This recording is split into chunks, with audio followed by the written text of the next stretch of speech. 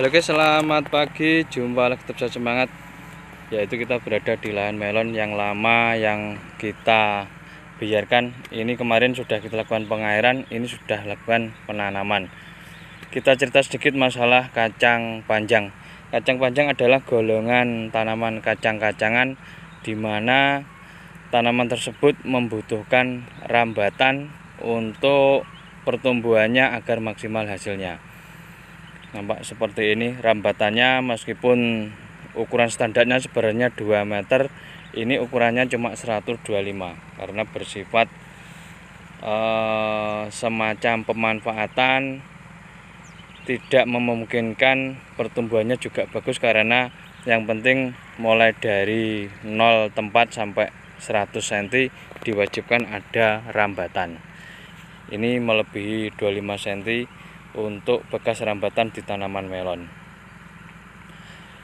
Dengan kondisi seperti ini yang kita lakukan adalah menanam dengan ringan, dengan jarak yang jarang guys. Artinya 1, 2, 3 ini, yang tengah ini nantinya kita tidak tanami gang 1, dengan bahasa istilahnya gang 1 untuk larikan ke sananya sampai ujung sana, yaitu berupa kacang panjang.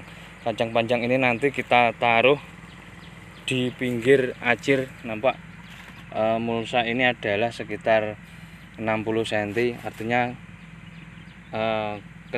kencangnya yang ini terlihat lurusnya lubang melon ini kita di sampingnya sini, agar lubang yang utama kita tanamin cabai, karena cabai bersifat jangka panjang, nantinya akan dikerumbuni rumput. Karena setelah panen kacang panjang, cabai akan mulai tumbuh dewasa. Agar tidak dikompetisi rumput, maka dari itu kita prioritaskan untuk cabai kecilnya di dalam lubang bekas melonnya. Nampak seperti ini, sedangkan kacang panjangnya berada di luar. Namun mudahnya tanaman kacang panjang ini untuk hidup sangat cocok di balik atau di sebelahnya mulsa ini. Nantinya unsur hara masih terjangkau untuk kacang panjang yang berada perakaran tepat di bawahnya mulsa tersebut. Untuk di tengah-tengahnya ini kita ambil satu lari ini, yaitu jagung. Kita memakai varietas P35 dari PT Pioneer. Nantinya jagung Pioneer ini karena semacam mudah adaptasi guys, karena sedikit aja jagung ini sudah hijau, sudah tumbuh cepat, perawatannya juga mudah. Nanti kita jual sayur juga bisa, kita jual tua juga bisa. Ini kita selingkan di tengah-tengahnya dengan jarak kurang lebih sekitar 60 cm dari lurusnya bekas tanaman melonnya. Kita ambil tengahnya satu garis, jarak tanam sekitar 60 cm dengan kita hidupkan 2 tanaman per lubang. Namun kita icir guys, untuk biji-bijinya kita buat 3 sebagai cadangan nantinya, agar tetap populasinya di 22. Nanti mendingan kita kurangi atau dilongi guys, bahasa Jawanya dilongi, kita sisihkan 22 serempak. Bila dibanding langsung 2, nantinya pasti ada salah satu yang akan mati. Maka dari itu icirnya kita kasih 3 atau 4 gak masalah. Nanti saat sudah tumbuh kita kulangi atau penjarangan menjadi 22. Nanti sudah besar, sudah rempek, sudah bagus, persaingan unsur haranya juga tidak begitu kompetisi. Kita tambah di unsur haranya apabila nanti kita perlukan. Untuk cuaca musim kemarau seperti ini, biasanya hama yang sering menginggapi yaitu golongan ulat, karena kacang ini kategori daunnya yang remah, yang lembut, yang muda. Biasanya banyak ulat, juga banyak golongan penghisap seperti kutu daun, trip, dan apis nantinya. Itu bisa dilihat pada musim kemarau ini condong hama yang banyak bila dibandingkan jamurnya. Di tanaman yang lain juga seperti itu. Golongan hama yang banyak adalah trip apis atau kutu hitam. Nanti kita sediakan beberapa insektisidanya. Yang penting intinya di perawatan tanaman adalah rutinnya guys. Masalah bahan aktif, masalah apapun, nanti bila tidak rutin akan menjadi simalakama, tidak mempan untuk diaplikasikan ke hama-hamanya. Nampak ini yang paling bawah kita kondisikan sama. Di tengah-tengahnya ini sebenarnya kita memakai dua metode. Ini yang metode jagungnya ini kita ambil tengah. Di lahan melon kita yang sana jagungnya kita taruh pinggir, yang tengah ini adalah sebagai jalan pemeliharaan.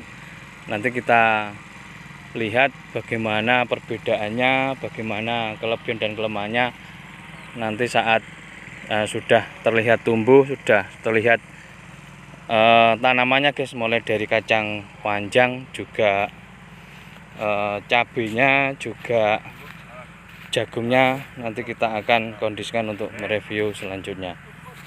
Ini kita dahulukan jagung karena dimana jagung yang kita rendam ternyata bijinya sangat bagus sekali.